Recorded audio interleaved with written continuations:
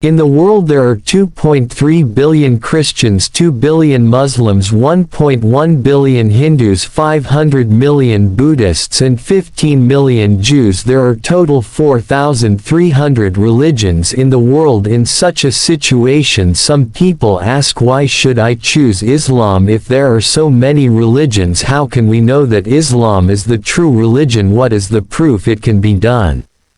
There is a basket. You reached into the basket and pulled out a fresh apple when you again.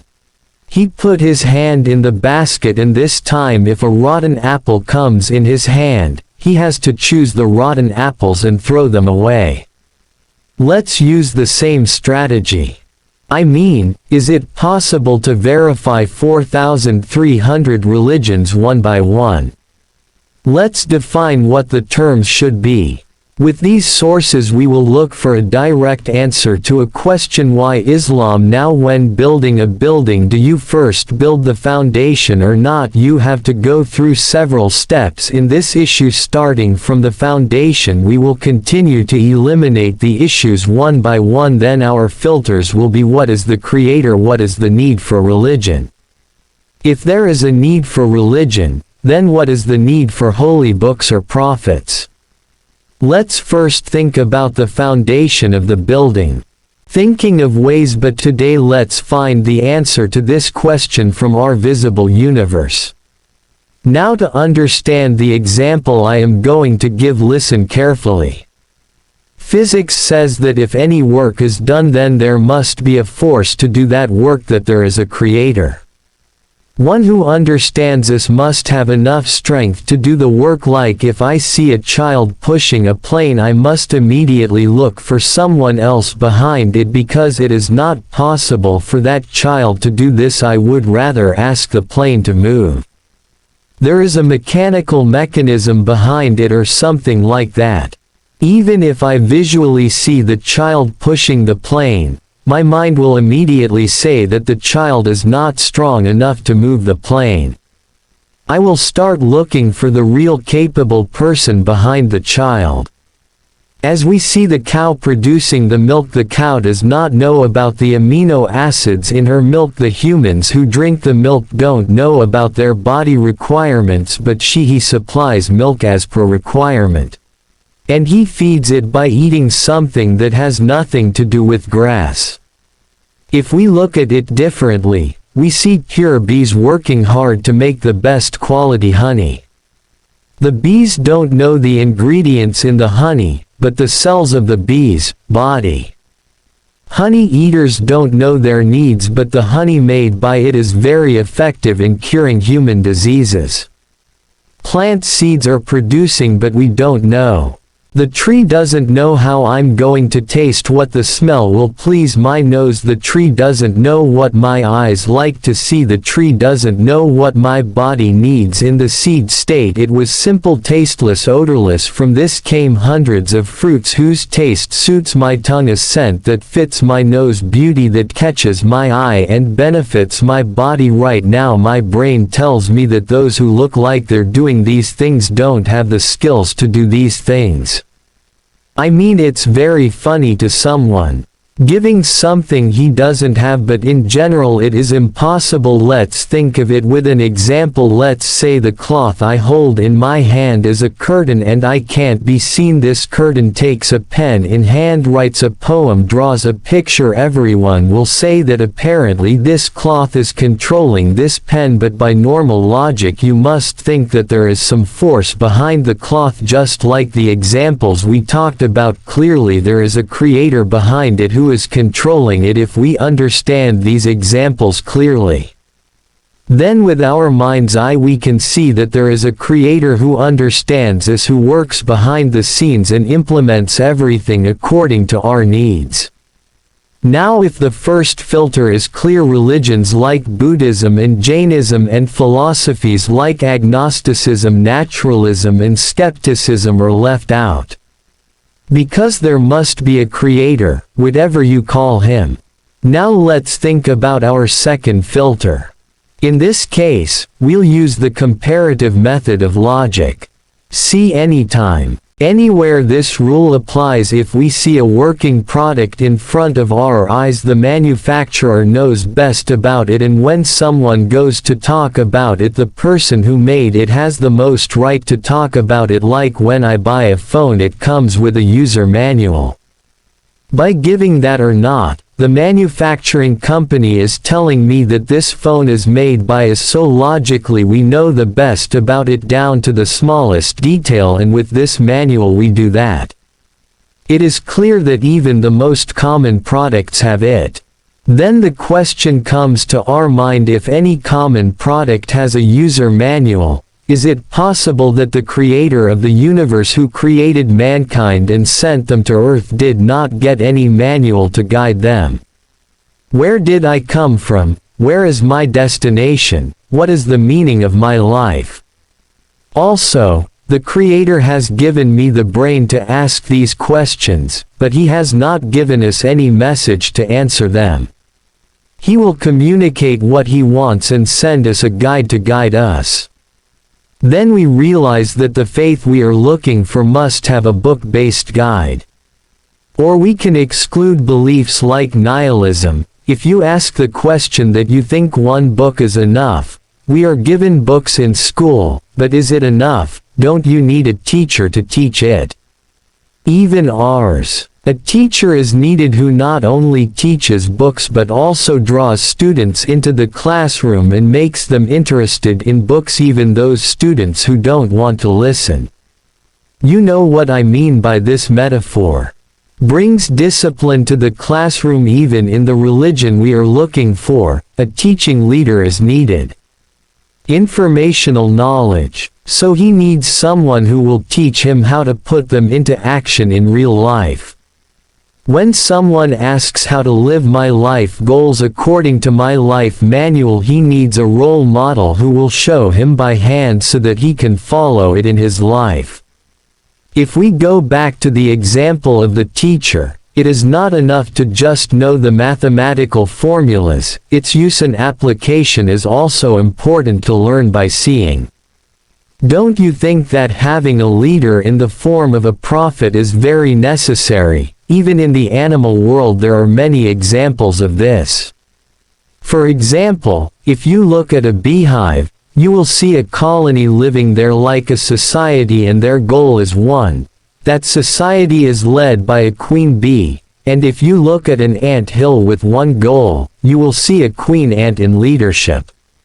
When he did not leave these groups leaderless, will he leave mankind without a leader? He has created hundreds of flavors for mankind.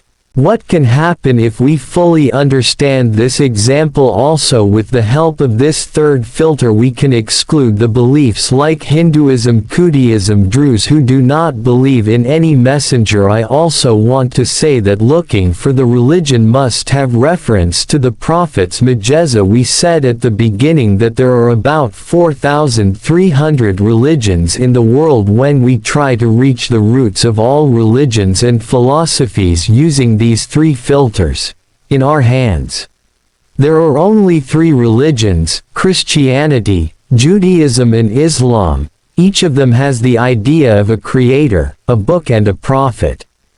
Now notice this fact that all these three religions have passed through the filter and their foundations are based on truth. I see in the main character in Christianity is Jesus, peace be upon him. Although the teachings of these two great prophets have been distorted in both religions, initially they brought forth the truth in one of the two religions. They are strangely similar. No one accepts Prophet Muhammad sallallahu alaihi wasallam as a true prophet, but Islam says that Prophet Muhammad sallallahu alaihi wasallam is the last prophet sent by Allah, and based on the fact that Moses and Jesus were also prophets of Allah, we can say that if it can be proved that Prophet Muhammad sallallahu alaihi wasallam is a true prophet, then Islam will prove to be the only true religion. And Musa alayhi salam and Isa alayhi salam came to earth to preach the same message of Allah. Kind of evidence.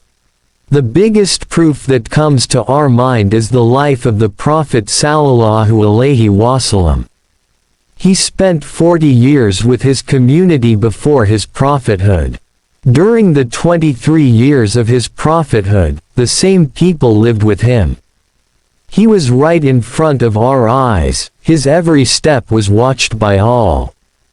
Now we will see if that man, may God forgive him, was a liar. For the sake of argument, we know that people who are very close in rank imitate each other. But the lower one's status is, the harder it is to imitate him, like Ibn Sina. Think of what the Western world knows as Avicenna, a brilliant physician whose books have been taught in universities around the world for centuries. If he goes to the city and says I am Abyssinia, how many people will believe him? After a while, those who spend time with him will see from his behavior and actions that he is a liar, a poor scumbag sultan, and in a short time he cannot imitate. It can be clearly understood in the movement that he is a yochar. He succeeded in imitation, but for how long he is. He can deceive people, after some time his lie will be caught in some way. A person whom Allah has chosen as a prophet from among many people is a prophet sent by Allah subhanahu ta'ala to all mankind. He is the greatest and his morals are the best among mankind. Now here are two possibilities. Either it is all true or God forgive him, but he is a liar. Also remember that a person who calls him a liar will not be considered a common liar but the biggest liar in your history, because he lied about being in such a high position that you should think of him as one whom the Creator does not mean he can punish. He has no fear and he lies in the name of Allah. Can he keep it for 23 years? Thousands of people around him have seen all aspects of him with their own eyes. We know which hand he used to eat food, which foot he put first when entering a place, and even how he cut his nails. That means they have examined him in a way that no one else in history has been examined so deeply. Do you think that if they had seen any inconsistency, they would have stood by him or suffered so much? Besides, not all those who noticed him were believers. Even those who denied his prophethood noticed him. He was with them even before he became a prophet. Not only then he was born and raised among them, he did not come from outside. Everything they knew about him, they believed in him so much that before his prophethood they called him Alamin, which means in one sentence all believers knew he did not lie. And knowing how honest he was, those who became his enemies after the prophethood also thought that their wealth was safe with him. They did not find any fault in him before or after the prophethood. They only found fault with him in one way, that he was a magician slandering Baji. In these names is nothing. The person telling the lie should certainly get some worldly benefit from it, but he did not get any benefit from his life's work. Rather, there were many things that made his life difficult. He fasted continuously due to poverty. He fasted without sari and iftar. Aisha radiyallahu anhu said sometimes no food was cooked in his house for 2 consecutive months. He used to eat dates during the day. He prayed at night. This prayer is for Muslims not to pray. Sunnah is optional, but it was obligatory for the Prophet sallallahu alaihi wasallam. Why would he trouble himself so much in the middle of the night when no one is watching him to tell a lie? He has practiced the religion he preached better than anyone for 23 years and has worshipped more than anyone else from sin. He was most careful to stay away. Can the character of the world's best liar be even a little bit like that? Is he doing these things for the sake of prestige, money or women? The opponent wanted to give everything, but he always did. He gave the same answer: if I am given the sun in my right hand and the moon in my left hand, I will not leave the path of religion. He said, My struggle is not for worldly gain. If I am given not only these things but the whole world, the moon and the sun, I will not back down. He has received death threats all his life. He has repeatedly been the victim of assailants. None of them succeeded. The Prophet sallallahu alaihi wasallam died in his own glory. Why did he endure so much for a lie? Why did he endure so many insults for being stoned? And the curse is all on his prophethood. Many things can be said as proof, but the biggest proof is the way he built his life as a proof of his prophethood. As we said at the beginning, either he was telling the truth or God forgive him, he is a liar. The man who called him a liar is a real liar. Do you think there is any need to answer this question? When we analyze these things, we find the truth we have been searching for throughout our lives, that Allah Ta'ala is the creator we are looking for. The book we are looking for is the Quran. The prophet we are looking for is the Prophet Muhammad Pbuh. I remember we asked the question at the beginning why Islam is among the 4,300 religions. These are the reasons.